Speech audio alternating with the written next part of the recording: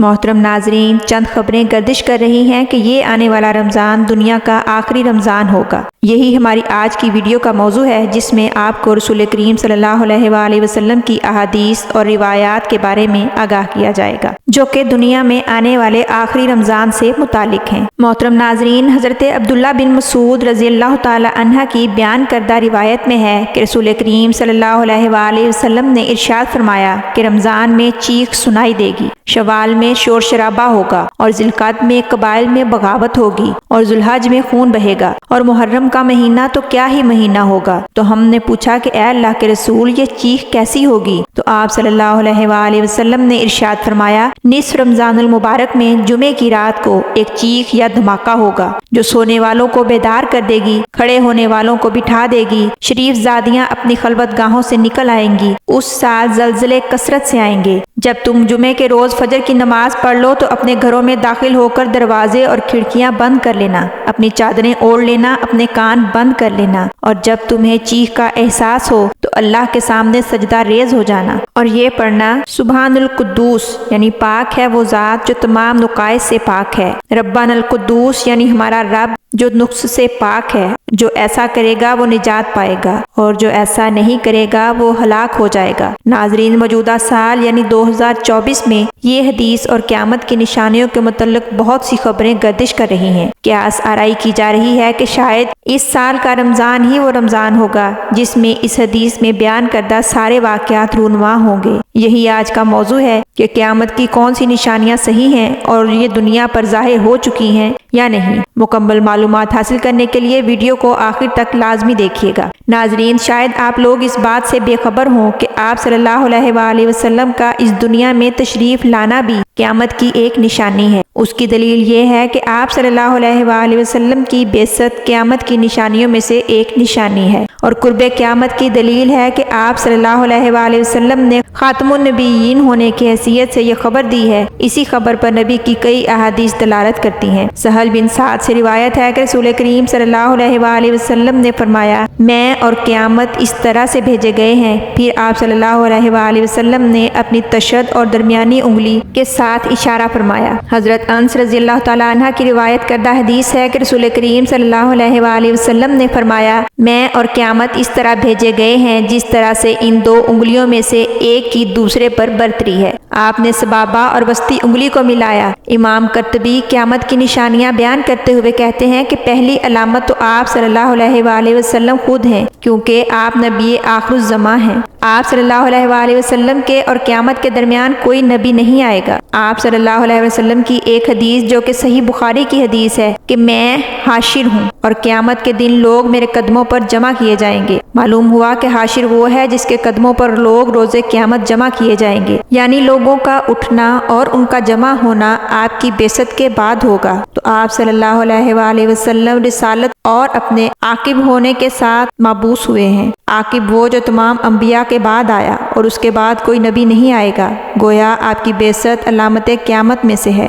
صحیح مسلم میں عبداللہ بن مسعود رضی اللہ تعالیٰ عنہ سے مروی ہے کہ ایک دفعہ مینا میں ہم نبی صلی اللہ علیہ وآلہ وسلم کے ساتھ تھے کہ اچانک چاند دو ٹکڑوں میں تقسیم ہو گیا، ایک ٹکڑا پہاڑ کے پیچھے اور دوسرا اس کے سامنے تھا۔ تو رسول کریم صلی اللہ علیہ وآلہ وسلم نے ہم سے کہا، گواہ ہو جاؤ۔ صحیح مسلم میں حضرت انس رضی اللہ تعالیٰ عنہ سے ایک حدیث روایت ہوئی، اہل مکہ نے اللہ کے رسول سے مطالبہ کیا کہ آپ صلی اللہ علیہ وآلہ وسلم ہمیں کوئی نشانی دکھائیں، تو آپ نے ان کو چاند کا پھٹنا دکھا دیا۔ سرزمین حجاز کی وہ آگ جس سے بصرہ میں اونٹوں کی گردنیں روشن ہو گئی۔ نبی کریم صلی اللہ علیہ وسلم سے مروی حدیثیں وضاحت کرتی ہیں کہ سرزمین حجاز سے اس آگ کا نکلنا جس سے بصرہ میں اونٹوں کی گردنیں روشن ہوئیں علامت قیامت میں سے ہے۔ حضرت ابو ہریرہ رضی اللہ تعالیٰ عنہ سے روایت ہے کہ رسول کریم صلی اللہ علیہ وآلہ وسلم نے فرمایا، قیامت قائم نہ ہوگی یہاں تک کہ حجاز کی سرزمین سے آگ نکلے گی جس سے بصرہ میں اونٹوں کی گردنیں روشن ہو جائیں گی۔ امام نووی فرماتے ہیں کہ مدینہ منورہ میں ہمارے زمانے میں 654 عیسوی میں حرہ میدان کے پیچھے شہر میں مشرقی جانب سے آگ نکلی اور وہ آگ بہت بڑی تھی۔ تمام شام اور شہر والوں کے نزدیک اس کا علم تواتر سے ہے۔ اہل مدینہ نے اس آگ کو یاد بھی رکھا اور اس پر اشار بھی کہے۔ یاد رہے کہ یہ آگ اس آگ کے علاوہ ہے جو قیامت کے نزدیک ظاہر ہوگی اور لوگوں کو جمع کرے گی۔ قرطبی اور برزنجی نے بھی اس بات کی تائید کی ہے۔ ناظرین، قرب قیامت کی علامتوں میں سے ہے کہ فتنے بہت بڑھ جائیں گے، یہاں تک کہ ہر ایک مسلمان صبح کو مومن ہوگا تو شام کو کافر ہوگا، صبح کو کافر ہوگا تو شام کو مومن ہوگا، اور ایک فتنہ دوسرے کے پیچھے آئے گا تو مومن کہے گا کہ یہ مجھے ہلاک کر دے گا، پھر وہ گزر جائے گا، اور دوسرا ظاہر ہوگا تو وہ کہے گا یہی تو مجھے ہلاک کرنے والا ہے۔ جب تک اللہ چاہے گا زمانہ گزرتا جائے گا، اور اس کے بعد شر ہوگا، اور وقت گزرنے کے ساتھ ساتھ فتنے شدید اور سخت ہوں گے۔ حضرت زبیر بن عدی سے مروی ہے کہ ہم انس بن مالک کے پاس آئے تو ہم نے حجاج سے ملنے والی تکالیف کی آپ سے شکایت کی، تو آپ نے کہا کہ میں نے نبی صلی اللہ علیہ وآلہ وسلم سے سنا ہے کہ صبر کرو، تم پر جو زمانہ گزرے گا اس کے بعد اس سے بدتر زمانہ ہوگا، یہاں تک کہ اپنے رب سے جا ملو۔ حضرت ابو ہریرہ رضی اللہ تعالیٰ عنہ سے روایت ہے کہ رسول کریم صلی اللہ علیہ وآلہ وسلم نے فرمایا، تم نیک اعمال کرنے میں جلدی کرو، ان فتنوں سے پہلے جو اندھیری رات میں ٹکڑوں کی طرح ہوں گے۔ اس وقت آدمی صبح کو مومن ہوگا تو شام کو کافر، یا شام کو مومن ہوگا تو صبح کو کافر، وہ پھر دین کو دنیا کے فائدے کے بدلے فروخت کر دے گا۔ ناظرین محترم، قرب قیامت میں جھوٹے دجال بھی کثیر تعداد میں نکلیں گے، جیسا کہ روایت میں ہے کہ قیامت کی علامات اور نشانیوں میں سے چھوٹے دجالوں کا نکلنا جو نبوت کا دعویٰ کریں گے اور اپنے سرکردہ قائد کے ساتھ فتنے کو ہوا دیں گے۔ نبی کریم صلی اللہ علیہ وآلہ وسلم نے خبر دی ہے کہ ان کی تعداد 30 کے قریب ہے۔ فرمایا قیامت قائم نہیں ہوگی یہاں تک کہ 30 کے قریب جھوٹے دجال نکلیں گے، اور ان میں سے ہر ایک گمان کرے گا کہ وہ اللہ کا رسول ہے۔ ناظرین، اس نشانی کا وقوع احادیث سے ثابت ہو گیا اور یہ قیامت کی علامات میں سے ہے۔ قدیم اور جدید زمانے میں بہت سے مدعیان نبوت نکلے ہیں، اور یہ بعید نہیں کہ جھوٹے کانے دجال کے ظاہر ہونے تک ابھی اور کتنے دجال ظاہر ہوں گے۔ ہم دجال کے فتنے سے پناہ مانگتے ہیں۔ ناظرین، رسول کریم صلی اللہ علیہ وآلہ وسلم نے ارشاد فرمایا، قیامت قائم نہیں ہوگی یہاں تک کہ میری امت کے کچھ قبائل مشرکین سے مل جائیں گے اور وہ بتوں کی پوجا کریں گے۔ بلا شبہ میری امت میں 30 جھوٹے ہوں گے، ان میں سے ہر ایک گمان کرے گا کہ وہ نبی ہے، اور میں خاتم النبیین ہوں، میرے بعد کوئی نبی نہیں۔ ناظرین، ماضی میں ان لوگوں کی ایک بہت بڑی تعداد ظاہر ہوئی۔ نبی کریم صلی اللہ علیہ وآلہ وسلم کی آخری حیات میں اسود انسا نے یمن میں دعوی نبوت کیا، اس لحاظ سے یہ اللہ کے رسول کے عہد میں پہلا مرتد ہے۔ اسود کے جنگجو ساتھی بھی متحرک ہوئے اور وہ یمن کے تمام حصوں پر قابض ہو گئے۔ اس کے بعد نبی صلی اللہ علیہ وآلہ وسلم کو اس واقعے کا علم ہوا تو آپ نے وہاں مسلمانوں کی طرف پیغام بھیجا کہ جس میں آپ نے انہیں دشمنوں کے سامنے کھڑا ہونے اور ان سے لڑائی کرنے پر آمادہ کیا، تو مسلمانوں نے لبیک کہا، اور اسی جگہ اسود کی بیوی کے تعاون سے اسے قتل کیا کہ جس سے اس کے خاوند کے فوت ہو جانے کے بعد اسود نے زبردستی شادی کر لی تھی، حالانکہ وہ اللہ اور اس کے رسول پر ایمان لانے والی تھی۔ اسود کے قتل ہونے سے اسلام اور اہل اسلام کو غلبہ حاصل ہوا، اور انہوں نے نبی صلی اللہ علیہ وآلہ وسلم کو اس بارے میں خط لکھا۔ اس رات آسمان سے بھی آپ کو خبر آ گئی تو آپ صلی اللہ علیہ وآلہ وسلم نے اپنے صحابہ کو خبر دی۔ اس معاملے کے بارے میں اسود کے نبی ہونے کا دعویٰ کرنے سے اس کے قتل ہونے تک 3 ماہ کا عرصہ ہے۔ ان جھوٹے مدعیان نبوت میں ایک طلحہ بن خالد اسدی بھی ہے جو 9 ہجری کو بنو اسد کے وفد میں تھا۔ اس نے نبوت کا دعویٰ کر دیا تو زرار بن ازرو اس کی طرف متوجہ ہوئے اور انہوں نے لوگوں کو مرتد کے خلاف کھڑے ہونے کا حکم دیا، لہٰذا طلحہ کی قوت کمزور ہو گئی اور اس کا مواخذہ کرنے کے علاوہ کوئی چارہ نہ بچا۔ اس پر تلوار چلائی گئی تو تلوار نے اس پر کوئی اثر نہ کیا، تو لوگوں کے درمیان یہ اس حیثیت سے مشہور ہو گیا کہ تلوار اس پر اثر نہیں کرتی، لہٰذا اس کی طاقت زیادہ ہو گئی اور اس کے پیروکار بڑھنے لگے۔ نبی صلی اللہ علیہ وآلہ وسلم کی وفات ہو گئی اور لوگ ابھی اسی روش پر قائم تھے جب حضرت ابوبکر صدیق رضی اللہ تعالی عنہ نے خلافت سنبھالی اور خالد بن ولید کی قیادت میں اس کی طرف لشکر بھیجا۔ جب دونوں لشکروں کا ٹکراؤ ہوا اور اس کے لشکر کو شکست ہونے لگی تو وہ اپنی بیوی کو لے کر ملک شام کی طرف بھاگ گیا، لیکن اس کے بعد وہ اسلام لے آیا اور اس کا اسلام لانا بہتر ہو گیا۔ پھر وہ مسلمانوں کے لشکر کے ساتھ مل گیا اور بڑی جانفشانی کے ساتھ اللہ کے راستے میں جہاد کیا۔ انہی جھوٹے مدعیان نبوت کے دعوے داروں میں مسلمہ بن کذاب بھی تھا، جو کہتا تھا کہ تاریکی میں اس کے پاس وحی آتی ہے، تو اس کی طرف سیدنا ابو بکر رضی اللہ تعالی عنہ نے خالد بن ولید، اکرمہ بن ابی جہل اور شرابیل بن حسنہ کی سرپرستی میں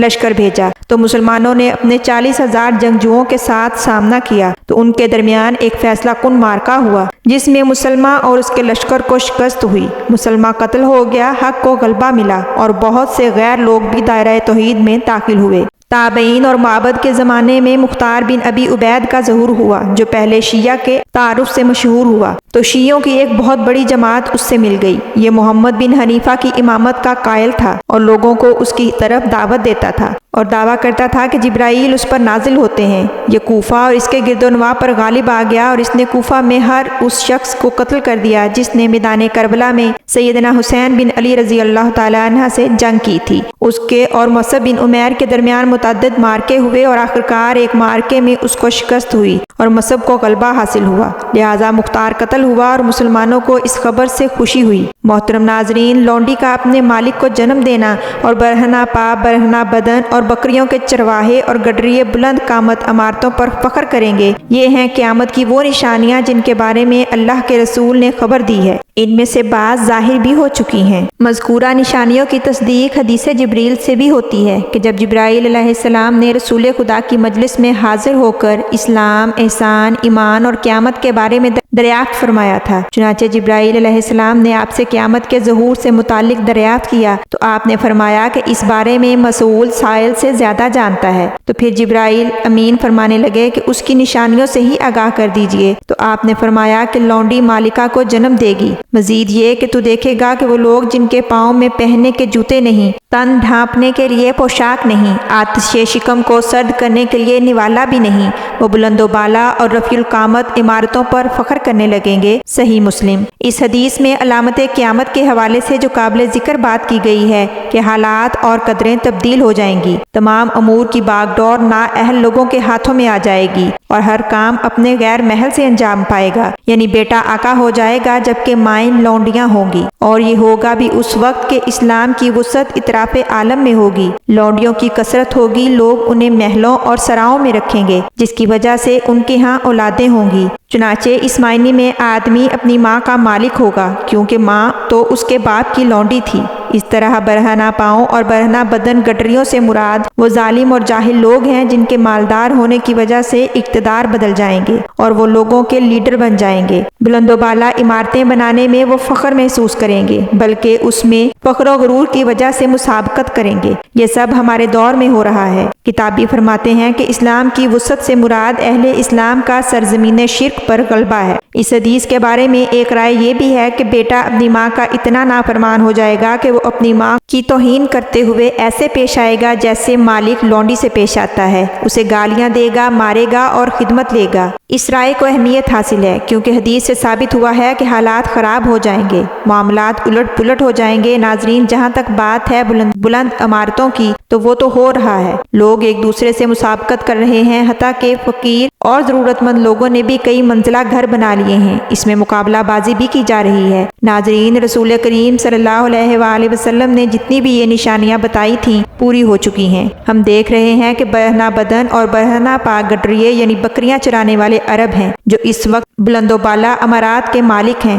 اور ہم یہ بھی دیکھ رہے ہیں کہ نااہل لوگ لیڈر بنے بیٹھے ہیں۔ ناظرین، قیامت کی ایک نشانی آپ نے یہ بھی بتائی ہے کہ علم اٹھ جائے گا اور جہالت عام ہو جائے گی۔ چنانچہ ابو موسیٰ اور عبداللہ بن مسعود فرماتے ہیں کہ آپ نے فرمایا کہ قیامت سے پہلے چند دن ایسے بھی آئیں گے جن میں علم اٹھ جائے گا، جہالت بڑھ جائے گی اور اس میں قتل و فسادات کثرت سے ہوں گے۔ صحیح بخاری۔ سیدنا انس رضی اللہ تعالی عنہ سے روایت ہے کہ آپ نے فرمایا بے شک علم اٹھا لیا جانا، جہالت کا عام ہو جانا، شراب پیا جانا اور زنا عام ہو جانا قیامت کی نشانیوں میں سے ہے۔ صحیح بخاری۔ حضرت ابو ہریرہ رضی اللہ تعالیٰ عنہ نے بھی یہی حدیث روایت کی ہے۔ ابن العربی فرماتے ہیں کہ مشائخ فرماتے ہیں کہ علم اٹھ جانے سے مراد علم کا وجود دلوں سے مٹ جانا ہے۔ علم ہم سے پہلوں کے پاس تھا، پھر ہمارے سپرد کیا گیا، اب ہمارے اندر علماء کی موت سے علم اٹھ جائے گا۔ بعض علماء کا کہنا ہے کہ علم کے اٹھ جانے سے مراد بے عملی ہے، چنانچہ لوگ قرآن کو حفظ تو کریں گے لیکن اس پر عمل نہیں کریں گے۔ بہت سارے مفسرین نے اس ضمن میں اپنی اپنی آراء پیش کی ہیں، جن سے ثابت ہوتا ہے کہ صاحب علم اس دنیا سے ختم ہو جائیں گے اور لوگ جاہلوں کو اپنا لیڈر بنائیں گے، اور جاہل قاضی ہوں گے اور غلط فتوے دیں گے، خود بھی گمراہ ہوں گے اور دوسروں کو بھی گمراہ کریں گے۔ ناظرین، ہم نے اپنے زمانے میں یہ تمام چیزیں دیکھ لی ہیں، چنانچہ ہم دیکھ رہے ہیں کہ علم کم ہو گیا ہے اور جہالت عام ہو گئی ہے، لوگوں کے دلوں میں بخیلی بڑھ گئی ہے اور فتنے بڑھ گئے ہیں، قتل و غارت کثرت سے ہونے لگی ہے۔ سیدنا ابو درداء رضی اللہ تعالیٰ عنہ فرماتے ہیں کہ مجھے افسوس ہے کہ علماء جا رہے ہیں اور ہمارے جہلا علم سیکھتے ہی نہیں۔ لوگوں، علم اٹھ جانے سے پہلے سیکھ لو، کیونکہ علماء کے چلے جانے سے علم اٹھ جاتا ہے۔ یہ بات ہمارے دور میں بالکل صادق آتی ہے، چنانچہ علم تھوڑے سے ہی لوگوں کے پاس رہ گیا ہے۔ علم کے اٹھ جانے سے مراد دینی اور شرعی علم کا اٹھ جانا ہے، جیسا کہ آج ہمارے زمانے میں ہوا ہے۔ جہاں تک دنیاوی اور سائنسی علوم کی بات ہے، اس میں تو روز بروز ترقی ہو رہی ہے اور دنیاوی امور میں فائدہ دینے والے علوم میں بھی اضافہ ہو چکا ہے۔ ناظرین، جہاں تک اس رمضان میں قیامت آنے کی خبریں گردش کر رہی ہیں، اب اس بارے میں آپ کو بتایا جائے گا۔ ایک حدیث میں بیان ہوتا ہے کہ حضرت ابو ہریرہ رضی اللہ تعالیٰ عنہ سے روایت ہے کہ رسول پاک نے فرمایا کہ رمضان میں آواز ہوگی اور ذکات میں قبائل کی بغاوت ہوگی اور ذوالحج میں حاجیوں کو لوٹا جائے گا، اور دوسری روایت میں ہے کہ رسول کریم نے فرمایا کہ رمضان میں ایک آواز سنائی دے گی، شوال میں شور شرابہ ہوگا اور ذکات میں قبائل کی باہمی کشمکش ہوگی، اسی سال میں حاجیوں کو لوٹا جائے گا اور مینا میں ایک بہت کشت و خون ہوگا، بہت سے لوگ قتل ہو جائیں گے، وہاں خون ریزی ہوگی جبکہ وہ جمرہ اور عقبہ میں ہوں گے۔ اس بارے میں اور بھی بہت سی روایات ہیں، جیسا کہ محمد علی کا قول ہے کہ 2 نشانیاں ہیں جو تخلیق کائنات سے لے کر آج تک نظر نہیں آئیں، کہ رمضان کی پہلی رات چاند کو گرہن لگے گا اور 15 رمضان کو سورج کو گرہن لگے گا۔ جب سے اللہ نے زمین و آسمان کو پیدا کیا ہے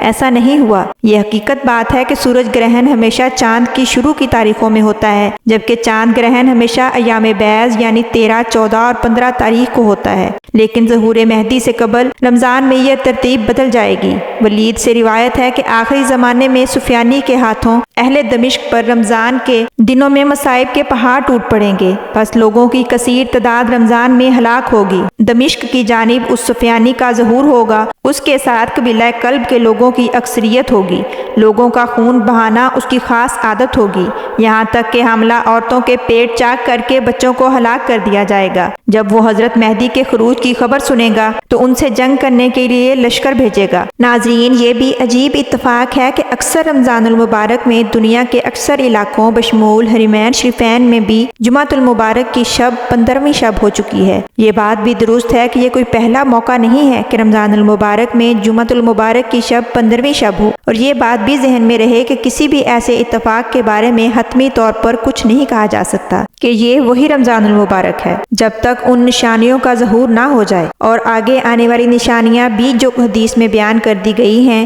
اس کی تصدیق نہ کر دیں۔ رمضان المبارک کی ان نشانیوں کے متعلق احادیث اگرچہ ضعیف ہیں مگر کثیر تعداد میں ہیں، اور چونکہ یہ احادیث کسی عقیدے اور شرعی مسئلے کے متعلق بحث نہیں کرتی، صرف ان میں واقعات کے متعلق خبر ہے، لہٰذا ایسے کسی بھی موقع پر ہمیں احادیث کو پیش نظر رکھنا چاہیے، اور اگر اس سے مشابہت رکھنے والے کسی واقعہ کا ظہور ہو جائے تو اس سلسلے میں علماء کرام اور اہل علم پر لازم ہے کہ اصل حقیقت کو جانیں اور امت کی صحیح رہنمائی کریں۔ اگر دیکھا جائے تو آپ صلی اللہ علیہ وآلہ وسلم کا زمانہ جو کہ 1400 سال پہلے گزر چکا ہے وہ بھی قیامت کی نشانیوں میں سے ایک ہے، کیونکہ آپ صلی اللہ علیہ وآلہ وسلم دنیا کے آخری نبی ہیں اور اللہ تعالیٰ نے انسانوں کے لیے اپنی ہدایت بھی تمام کر دی ہے۔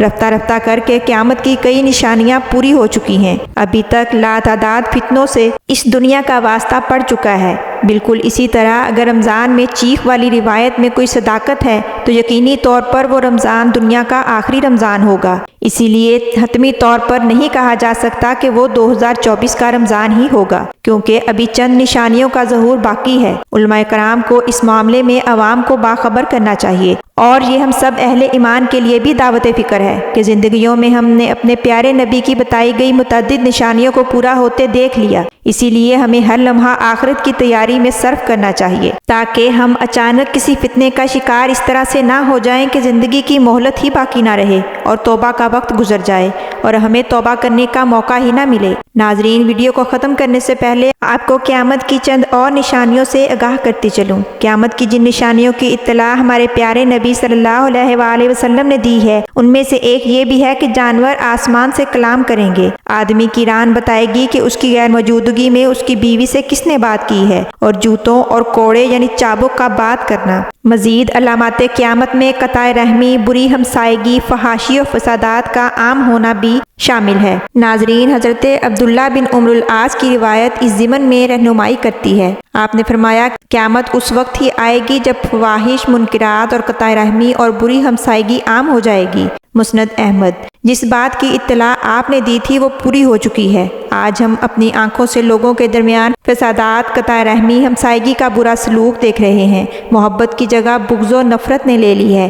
آج پڑوسی ایک دوسرے کو بھی نہیں پہچانتے، عزیز و اقارب ایک دوسرے سے بے خبر ہیں، باہمی تعلقات انتہائی خراب ہیں۔ قرآن پاک میں قطع رحمی پر بار بار تنبیہ کی گئی ہے اور اسے جنت سے دوری اور محرومی کا سبب قرار دیا گیا ہے۔ قرآن کریم میں ہے، اب کیا تم لوگوں سے اس کے سوا کچھ اور توقع کی جا سکتی ہے؟ اگر تم الٹے منہ پھر گئے تو زمین پر فساد برپا کرو گے اور آپس میں ایک دوسرے کے گلے کاٹو گے۔ اور آپ صلی اللہ علیہ وآلہ وسلم کا فرمان ہے کہ قطع رحمی کرنے والا جنت میں داخل نہیں ہوگا۔ اللہ پاک سے دعا ہے کہ اللہ تعالی ہمیں ہر فتنے سے محفوظ فرمائے اور روز محشر ہمیں شرمندگی سے بچائے۔ آمین ثم آمین۔ ناظرین، امید کرتی ہوں آپ کو آج کی یہ ویڈیو پسند آئی ہوگی۔ اس ویڈیو کو لائک کیجئے، دوسروں کے ساتھ شیئر کیجئے، چینل کو سبسکرائب کر کے بیل آئیکن کو پریس کر دیجئے گا تاکہ میری ہر نئی آنے والی ویڈیو کا نوٹیفیکیشن بر وقت آپ کو مل سکے۔ ناظرین، آپ سبھی سے گزارش ہے کہ کمنٹ باکس میں اپنی قیمتی آراء کا اظہار ضرور کیجئے گا۔ حاضر ہوں گی ایک نئی ویڈیو کے ساتھ، تب تک کے لیے اجازت دیجئے۔ اللہ حافظ۔